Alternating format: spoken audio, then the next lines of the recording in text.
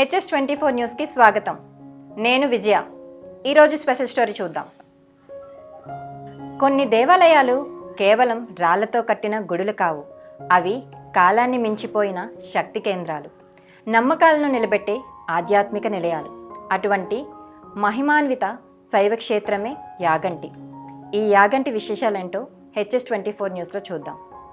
ఆంధ్రప్రదేశ్లోని నంద్యాల జిల్లాలో శ్రీ శ్రీ బ్రహ్మం గారు నివసించిన బనగానపల్లెం పట్టణానికి 14 కిలోమీటర్ల దూరంలో ఉన్న పాతపాడు అనే గ్రామ సమీపంలో ఉన్న పుణ్యక్షేత్రమే యాగంటి.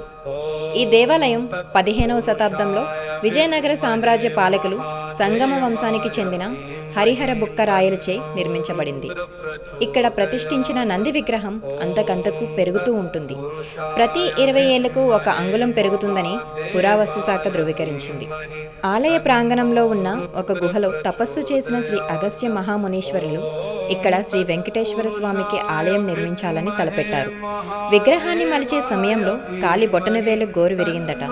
తన సంకల్పంలో లోపమేమో అనే సందేహం తలెత్తడంతో నిరాశకు లోనైన మునీశ్వరులు శివుని కొరకు తపస్సు చేశారు. పరమేశ్వరుడు ప్రత్యక్షమై స్థలం కైలాసాన్ని పోలి ఉన్నందున శివుణ్ణి ప్రతిష్ఠించమని చెప్తారు. అప్పుడు మునీంద్రులు ఒకే శిలపై పార్వతీ సమేతుడై ఉమామహేశ్వరుడుగా భక్తులకు దర్శనమివ్వాలని శివుడు కోరుతాడు. ముని తపస్సు చేస్తున్న సమయంలో అతనికి కాకులు భంగం కలిగించడంతో అవి ఆ ప్రాంతంలో సంచరించకుండా నిషేధాన్ని విధిస్తూ శపించాడట. అందువల్లనే ఇక్కడ కాకులు కనిపించవని చెప్తుంటారు. ఇక్కడి ముఖమండపంలో స్వయంభువుగా వెలిసిన బసవన్న విగ్రహంలో జీవకళ ఉట్టిపడుతూ ఉంటుంది. దానిని చూడగానే లేచి రంకి వేయడానికి సిద్ధంగా ఉందేమోనని అనిపిస్తుంది. ఈ బసవన్న సంవత్సరానికి అంగుళం అంతకంతకు పెరిగిపోతూ ఉంటుందని పురావస్తు శాఖ నిర్ధారణ చేయడంతో ఇది మరింత మహిన్వితమైందిగా వెలుగొందుతోంది. కలియుగాంతంలో యాగంటి బసవన్న లేచి రంకివేస్తాడని శ్రీ శ్రీ పోతులూరి వీరబ్రహ్మేంద్ర స్వామి గారి కాలజ్ఞానంలో ప్రస్తావించబడింది. ప్రకృతి ఒడిలో పుట్టిన జలధార సంవత్సరం పొడవునా ప్రవహిస్తూ ఒక చిన్న నంది విగ్రహం నోటి నుండి ఆలయ ప్రాంగణంలోకి కోనేరులో చేరుతుంది. ఏ కాలంలోనైనా కోనేరులోని నీరు ఒకే మట్టంలో ఉండటం విశేషం. ఈ కోనేరులోని నీరు పుష్కరిణికి చేరుతుంది. ఇందులోని నీటిని ఔషధ గుణాలున్నాయని, ఇందులో స్నానం ఆచరిస్తే సర్వరోగాలు నయమవుతాయని భక్తుల నమ్మకం. అగస్త్యుడు పుష్కరిణిలో స్నానం ఆచరించిన తరువాత శివుణ్ణి ఆరాధించేవారు. యాగంటిలో సహజ సిద్ధంగా ఏర్పడిన కొండగుహలు ఆశ్చర్యచకితులను చేస్తాయి.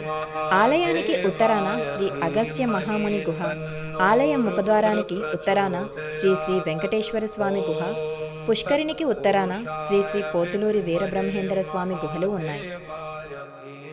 ఆహ్లాదకరమైన ప్రకృతి సౌందర్యంతో భక్తులను పరవశింపచేసే పుణ్యక్షేత్రాలలో యాగంటి ఒకటి.